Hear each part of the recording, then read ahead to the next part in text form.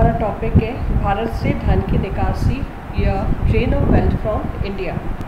British काल में भारत का आर्थिक शोषण किया गया, यह एक निर्विवाद सत्य है। भारत से अधिक धन वसूला तथा उसे इंग्लैंड ले जाना अंग्रेज़ों की नीति थी।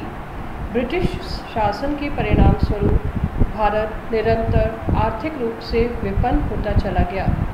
ब्रिटिश सरकार द्वारा भारत का निरंतर आर्थिक शोषण के विषय में सर्वप्रथम नौरोजी ने प्रकाश डाला। कालांतर में अनेक अन्य इतिहासकारों एवं अर्थशास्त्रियों ने भी अंग्रेजी नीतियों से भारतीयों को अवगत कराया। अंग्रेज़ों से पहले भी भारत पर विदेशियों ने शासन किया था, किंतु उनके द्वारा धन की निकासी नहीं की गई थी। अंग्रेज़ों ने भारत में अपना शासन स्थापित करने के पश्चात धन प्रवाह की नीति का श्री गणेश किया। यह नीति अत्यंत घातक थी, क्योंकि भारतीय जनता से वसूल किया जाने वाला धन, जो कि भारत के विकास व भारतीयों की समस्याओं के समाधान पर खर्च होना चाहिए था, वह धन अंग्रेज़ों द्वारा भारत से बाहर ले जाया जा रहा था। प्रोफेसर ताराचंद का विचार है कि भारत की अर्थव्यवस्था पर ब्रिटिश नीति का सबसे घातक प्रभाव भारतीय पूंजी व अन्य वस्तुओं का भारत से इंग्लैंड जाना तथा बदले में कुछ भी प्राप्त न होना था।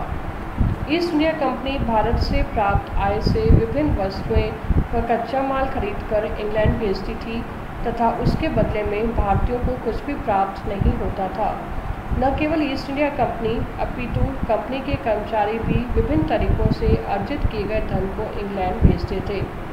दादा भाई नौरोजी ने विभिन्न प्रमाणों के आधार पर यह प्रमाणित किया कि भारतीय अर्थव्यवस्था आर्थिक निर्गम का शिकार है।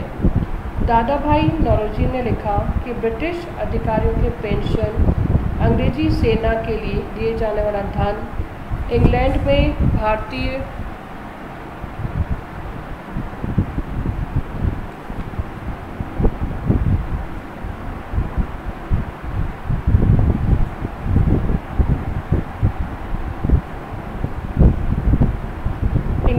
भारतीय शासन पर खर्च होने तथा व्यापारियों द्वारा भारत से इंग्लैंड भेजने वाली राशि से निरंतर धन का प्रवाह हो रहा है। धन प्रवाह के विषय में दादा भाई नौरोजी का कथन उल्लेखनीय है। यह निष्कासन दो प्रकार से होता है। प्रथम, यूरोपीय अधिकारियों द्वारा अपनी बचत को इंग्लैंड भेजने से भारत तथा यूरोप में होने वाली अपनी आवश्यकताओं की पूर्ति हेतु तथा इंग्लैंड में होने वाले व्यय हेतु वे इस धन को भेजते हैं। इंग्लैंड में दिए जाने वाला वेतन तथा पेंशन भी इसका कारण होता है। दूसरा, निष्कासन उन यूरोप वासियों द्वारा जो स्वयं ब्रिटिश शासन तंत्र के अधिकारी नहीं हैं, धन भारत के बाहर भेजने से होता है। यह निष्कासन उन्होंने भारत से किया है, पुनः लाते हैं और समस्त व्यापार एवं महत्वपूर्ण उद्योगों पर अपना एकछत्र अधिकार प्राप्त कर लेते हैं। इस प्रकार वे भारत का और अधिक शोषण कर पूंजी का निष्कासन करते हैं। इस सारे पाप का मूल कारण निष्कासन है। अंग्रेज इस बात को मानने के लिए तैयार न थे। उनका विचार था कि भारत की गरीबी का मुख्य कारण जनसंख्या का अत्यधिक होना है, किंतु दादा भाई नौरोजी ने इस विचार की आलोचना करते हुए लिखा, अधिक जनसंख्या का तर्क दिया जाता है, किंतु वे ब्रिटेन द्वारा की गई निकासी से उत्पन्न बर्बादी को भूल जाते हैं। उन्होंने बताया कि इंग्लैंड प्रति वर्ष 3 अथवा 4 करोड़ पाउंड की दर से भारतीय साधनों का शोषण करता है।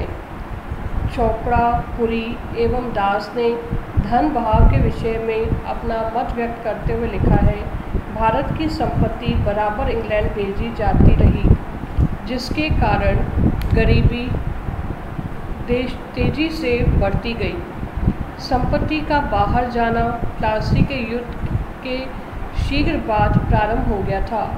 यह नियमित रूप से चलता रहा और 19वीं सदी के अंतिम दशक में भारतीय संपत्ति जो इंग्लैंड को हर साल भेजी जाती थी औसतन 2 करोड़ स्टर्लिंग मूल्य की थी। यह संपत्ति इंग्लैंड के खर्च के नाम से बाहर भेजी जाती थी।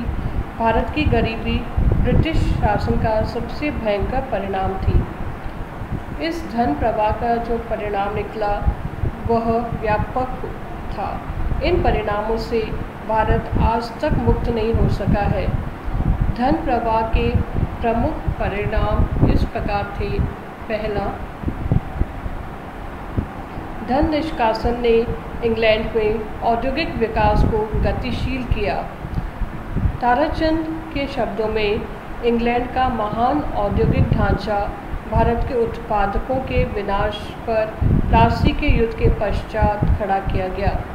इंग्लैंड के औद्योगिकरण तीव्र होने से भारत से और अधिक कच्चा माल भेजा गया, अतः भारत का औद्योगिक शोषण बढ़ा। दूसरा परिणाम था, पूंजी के बड़ी मात्रा में निर्गत होने के कारण भारत के विकास के लिए पूंजी एकत्र न हो सकी, अतः भारत में गरीबी बढ़ती गई। तीसरा परिणाम, भारत से निर्गत धन से भी अंग्रेज भारत के उद्योगों का एकाधिकार स्थापित करते चले गए, अतः भारतीय उद्योग भी भारतीयों के हाथों से निकल गए। और अंतिम परिणाम था, आर्थिक रूप से कमज़ोर हो जाने के कारण भारतीय सामाजिक एवं राजनीतिक रूप से भी प्रभावित किया। इस विषय में चोपड़ा, पुरी एवं दास ने लिखा है, जितनी संपत्ति 200 वर्षों के दौरान भारत से ले जाई गई, यदि वह इसी देश के लोगों के कल्याण पर खर्च की गई होती तो उनकी हालत उससे कहीं भिन्न होती, जिसमें वे बाद में